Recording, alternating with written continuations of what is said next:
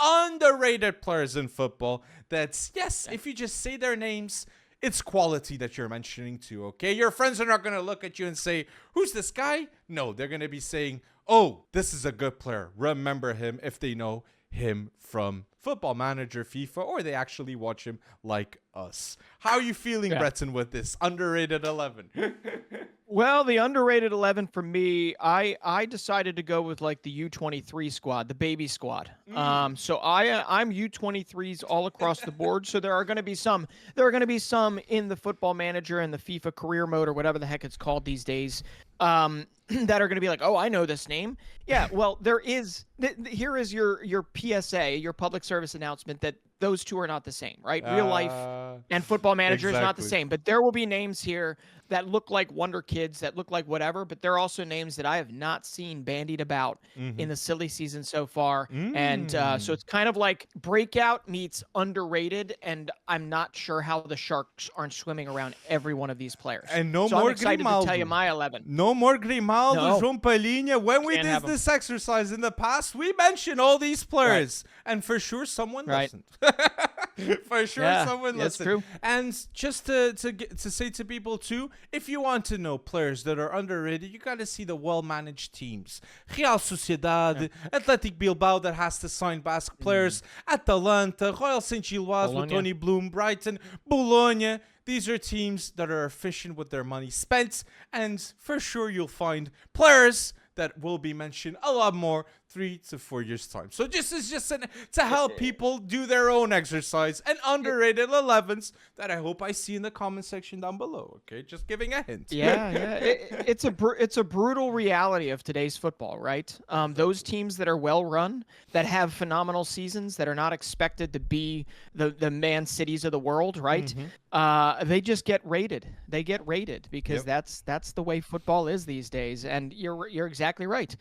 Follow the team's trajectory, pick out their best players, and there you go. You've got your biggest summer's transfers for next summer all set up, all lined up. So you've gone with a little older, right? Older I've gone a bit older. Above 23? Okay, so cool. I'll say my defense. So my defense my underrated 11 defense, I have Kadioglu at left back, goalkeeper Jan Sommer with 48 games, 24 clean sheets this season. He must be talked more. Then my two center backs, I have Joaquin Anderson and Acerbi, and at the right I have Di Lorenzo, 231 games for Napoli, the captain of this team. And I wanted to put Andrea Cambiasu, but it's not a team with 3 at the back. So I said, I'll go with Di Lorenzo and Kadioglu, that are underrated names that the listeners should know. But with the Euros, hopefully you paid attention to Turkey with Kadioglu. So if not, I'm restating it. Yeah, well, and for those that watch the Euros, forget about Di Lorenzo and the Euros and focus only on the club game, right? Well said. No, but he's obviously been great for Napoli, and I'm really intrigued actually by Napoli so far with Antonio Conte. I mean, what's been coming out of the camp and how much they've been training. We'll see if that pans out. But I like their center back. Rafa Marin, and they brought in I'm forgetting who else they brought in, but they're revamping, and Antonio Conte is going to get their men. I think Napoli could be a little bit of a dark horse heading into at least for the top 2, top 3 this season. Anyway, with mine, these are going to be completely different names, right? My defense, I'm calling it my U23 underrated 11, and I'm going to go back to the Euros as well. I think even us stating his name all the time at goalkeeper, it just doesn't make it doesn't do it justice for what he accomplished in the Euros with Georgia. So Giorgi Mamardashvili, I mean, it obviously woke up a lot of people to his quality, but it can't be stated any better than the fact that he had 7.5 saves per game. The next person had 4.3. 4.3. He had double the saves. He had to do so much work for Georgia, keep them in these games, prevented more goals than anyone else in the competition. And then recently, this doesn't really make him underrated, but recently, Transfermarkt just named him joint, I think, most expensive goalkeeper on the planet. The fact that he was not a name necessarily before the Euros is a little bit ridiculous because he's been very good for Valencia. right? But now it's just gotten a little more expensive to bring him into your fold, and I hope he makes the best next step for him. So anyway, my goalkeeper, I know it doesn't feel like he's underrated because of the recency, but I still believe Mamardashvili is underrated. He's my goalkeeper, and my back line is Valentin Barco. He's going to get his chance to start the season. Estupinan is injured. Anyone that has watched Fabian Hertzler at St. Pauli come in with Brighton, it's a very wing-back heavy type of tactic. Valentin Barco is great on the attack. He's also always up for the high pressing involved. I think you're going to see him break out for Brighton, so it's a little bit like a breakout, underrated type of thing. Brought him in for cheap, too. Awesome business, Brighton, like million, usual. Right? Center back, yeah. Center back pairing for me is Murillo, Nottingham Forest. I said his name a lot last year. In fact, I think I had him in my underrated 11. It was only his first season in England. He made mistakes. Nottingham Forest made mistakes. He's smaller, but at the same time, he is fast. He is strong. He's stocky. He's raring to go. And I think by the end of the season, if not by the end of the summer, somebody's going to pick him up. I mean, his biggest issue is his height, and you can easily find somebody to pair him with. So Murillo, Nottingham Forest, came from Corinthians, only had his first season, and did not look out of place in the Premier League at all. For Brazil. Shouts for Brazil national team for Murillo. Yeah, because he's a completely different profile to anyone that Dorival called. Maybe right? Beraldo. You have Marquinhos, but he's stronger Beraldo. defensively. But I think Murillo is better than Beraldo. But I think he's raw. I think he's more raw than Beraldo is right now. I think Beraldo is further along. So Murillo this season is going to kind of break that underrated role out. So the other center back I have is another Valencia guy, building a defensive stack here. You got Mamardashvili, a goalkeeper. I'm going with a 19-year-old who broke out a little bit at the end of the season, Jarek Gazarowski, born to a Polish dad, Spanish mother, already in the U19 setup. I think I'm joking, but at the same time, like, there are similarities to a Ricardo Calafiori in this sense. He likes to go forward sometimes. He likes to jumpstart the attack, but at the same time, he's an aerial dual beast, or a dual beast period, and only had 14 La Liga appearances. So it's more of like a breakthrough type of underrated. Valencia in and of itself is underrated as a factory of these young kids. And then my right back, you're going to like this. Estoril, bred, maybe not born, but definitely bred, and then moving to Lille. Thiago Santos, man. I don't understand how he has not already been thrown around, especially by Paulo Fonseca at AC Milan, because I think he'd be phenomenal at AC Milan at right back, working his way into that lineup, if not as cover first. But I think any number of top-tier clubs should be looking at him. I do believe he's still underrated. And if you want to look, we mentioned the clubs, the good clubs always get rated. The well-managed clubs always get rated. Lille, it seems, gets rated every dang year. And Lille rates right? through. So, yeah, exactly. So my defense is goalkeeper Mamardashvili. Across the board, it's Valentin Barco, Murillo, Jarek Gazarowski, and then you've got Thiago Santos in the U23 underrated. Mamardashvili, it's facts, Breton. One of the best goalkeepers in the world right now, and he's not being talked right now to go to a top team. And I know Valencia once was a top team, but not right now. I'm saying Mamardashvili is a goalkeeper to one day start for Real Madrid. That's the level that he has, okay? Courtois, elite of the world. So great mention. And it was the first Euros of Georgia, which just makes it even madder what he is doing. So, midfield. So midfield, my Portuguese league bias is going to be clearly shown. I could have gone harder with more players, but I said, look, I'm going to have 2 players of the Portuguese league in my 11. So people, not 3. I'm not going to make 3. So people have more. And there's a lot of underrated names, but I'll mention them. So my underrated midfield for next season to be watching out. Morten Hjulmand, he scored an elite goal against England. I love to see that. One of the captains of Sporting. Alex Garcia. Pay attention to this midfielder that just moved to Bayer Leverkusen, 15 to 20 million. That was a bargain.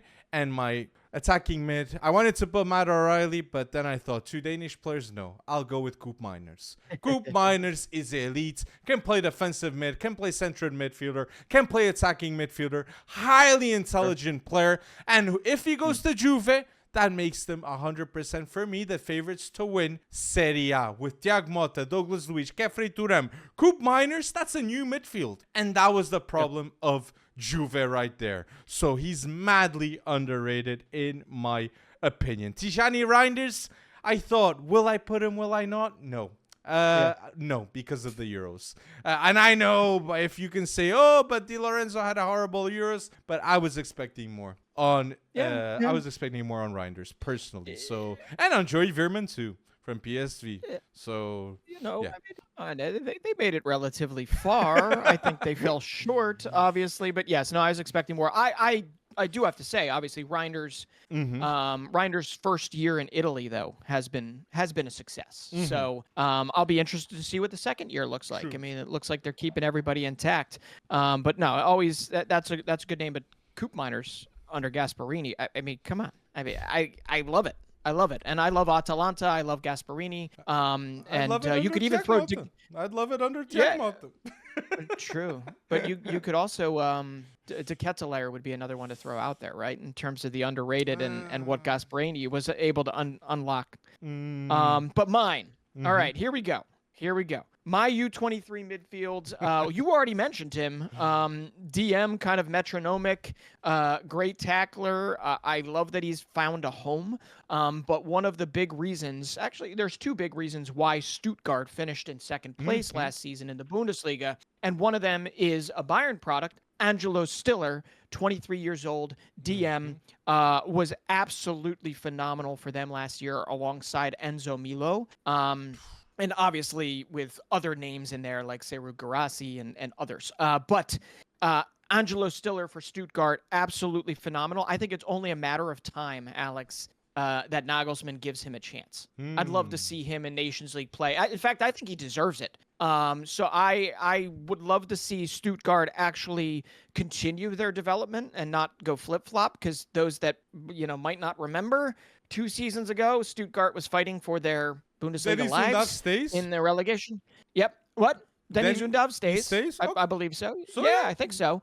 But Guirassy's gone to Dortmund for 18 million, which stinks for Stuttgart, but that was the clause. But Angelo Stiller, I think if you've got this midfield, that they'll be okay. And I think Denis Undav will be elevated to 20-plus goals next season in the Bundesliga easily. But I would pair Angelo Stiller from my U23 underrated midfield in my 11. I had to throw an American out there.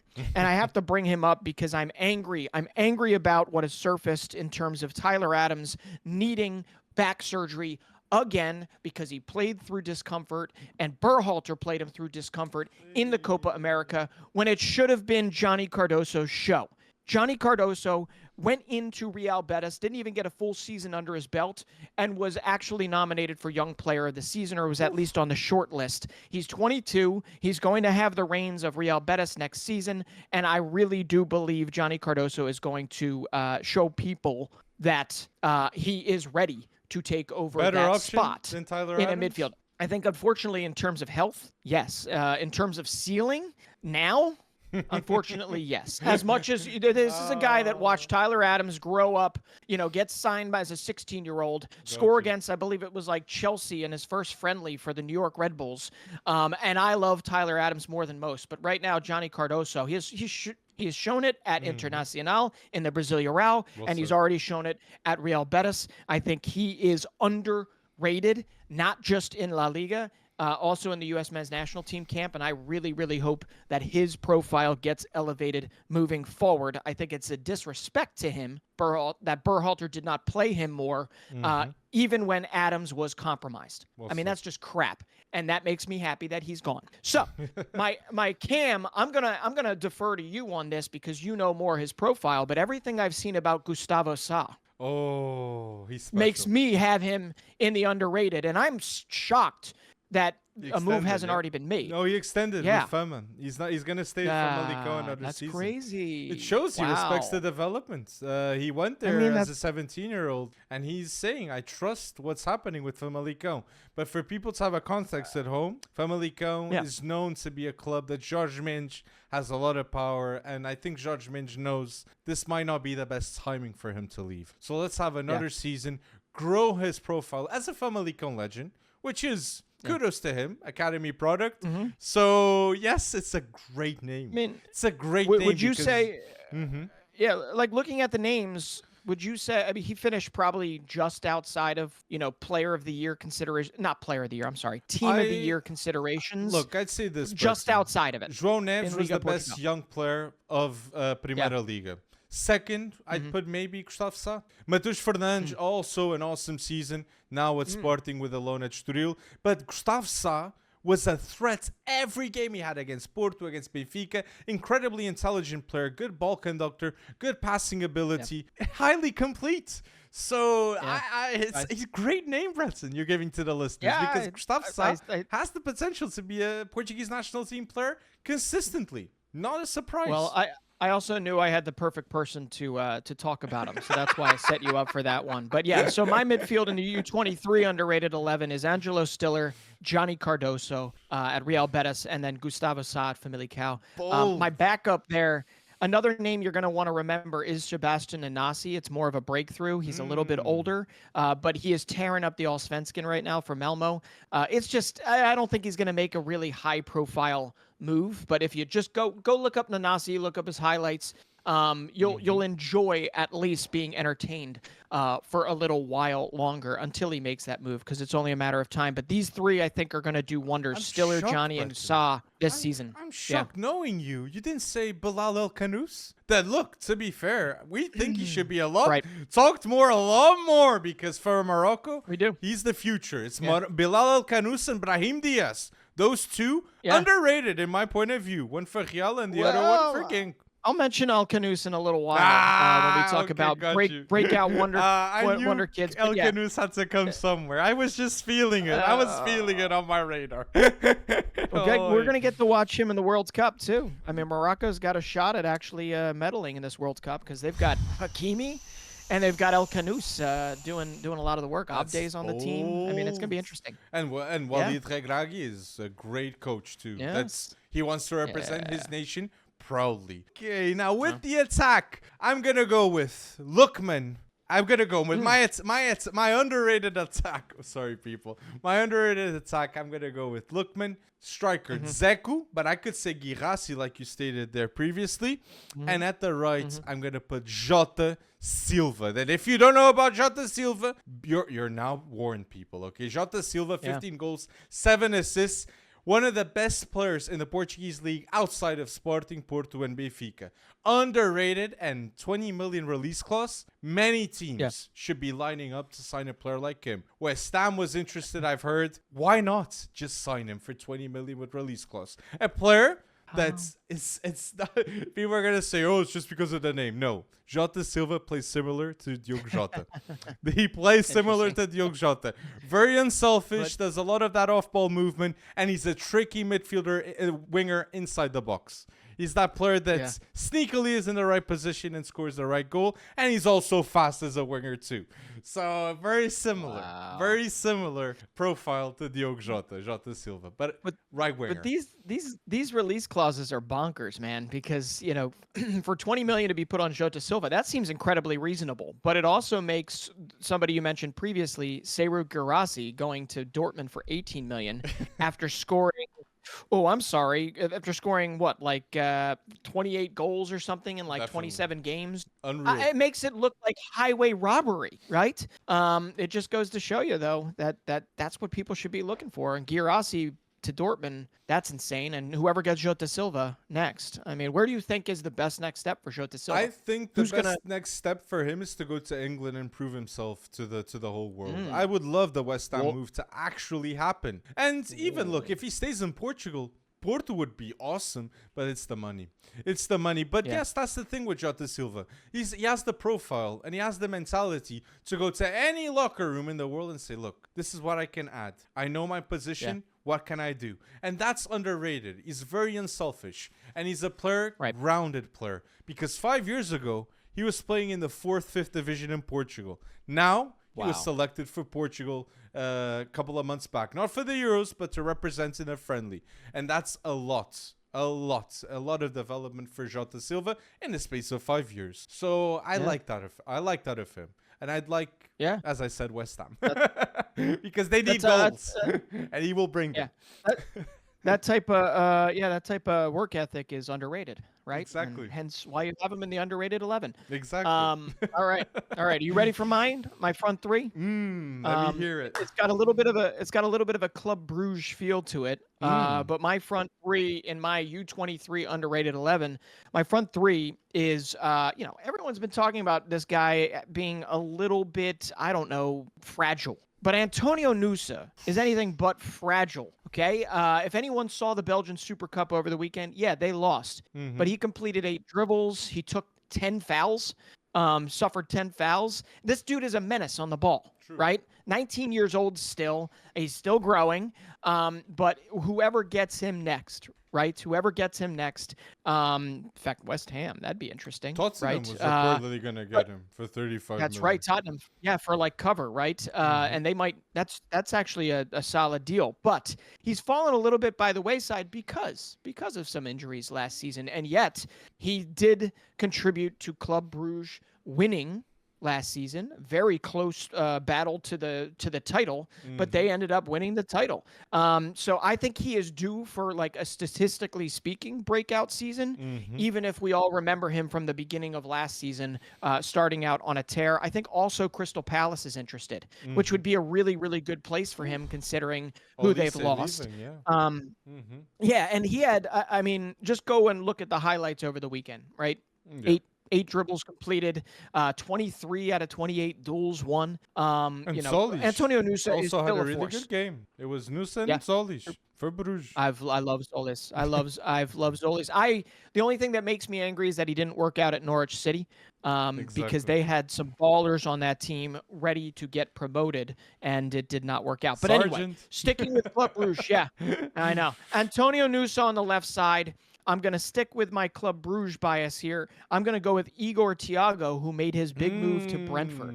And he's already got a couple goals in friendlies. He's already shown what he can do, but he's big, he's physical, solid finisher. I think it's almost a foregone conclusion that he translates well to the Premier League and to Thomas Frank's setup. I also think by the end of the season, people will look at Igor Thiago and they will say, okay, Ivan Toney, I don't know what's going to happen with you. Brian Mbeumo, I don't know what's going to happen with you. I think we're still in good hands. He had 29 goals, 6 assists last season, and they signed him for $33 million. I think he was the Young Player of the Year in the UEFA Conference League. But Igor Thiago is that's a great signing from Brentford, even if it is maybe a little expensive, but maybe not. But I think you're going to like him, Brentford fans. And I think by the end of the season, people are going to be fawning all over him. So underrated there. So Nusa, Thiago, and then the other underrated one who has completely disappeared from any transfer radar that I've seen is Matthias Sule, on loan at Frosinone, scoring 11 goals, 3 assists, being up there in multiple categories, statistical categories in Serie A, and now is back on loan or back from loan at Juve. He could either become a phenomenal weapon for Thiago Motta, or he is rumoredly going to leave, and that next step is going to be interesting. And Roma's great. I could also see like Aston Villa would have been a good place for him. But Matthias Sule is one that it's kind of under the rumblings. I think in a couple weeks' time it'll all come to fruition.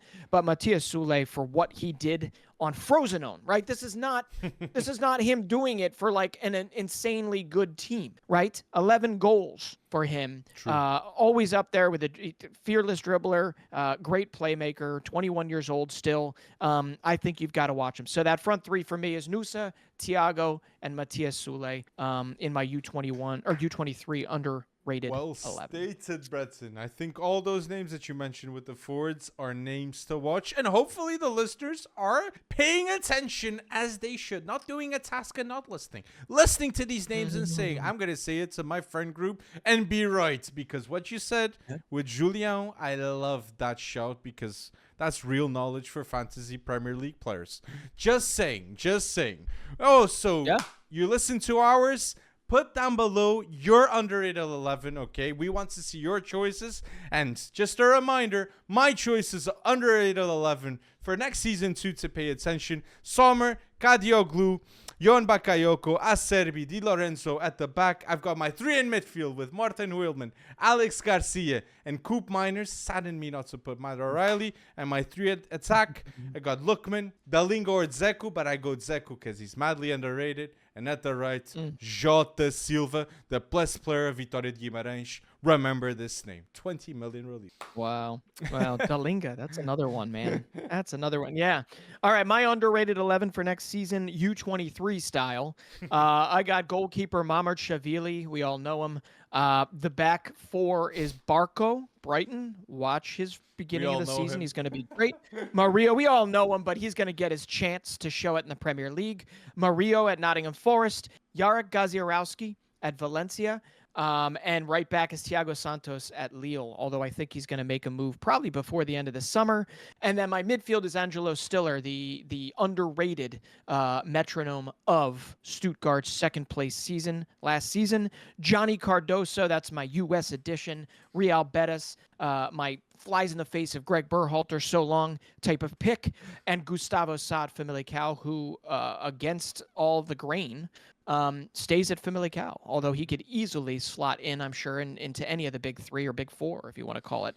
And then my front 3 is Antonio Nusa, Igor Thiago at Brentford now from Club Brugge, and my right winger is Matías Sule, back at Juve after 11 goals at Frosinone. Good stuff.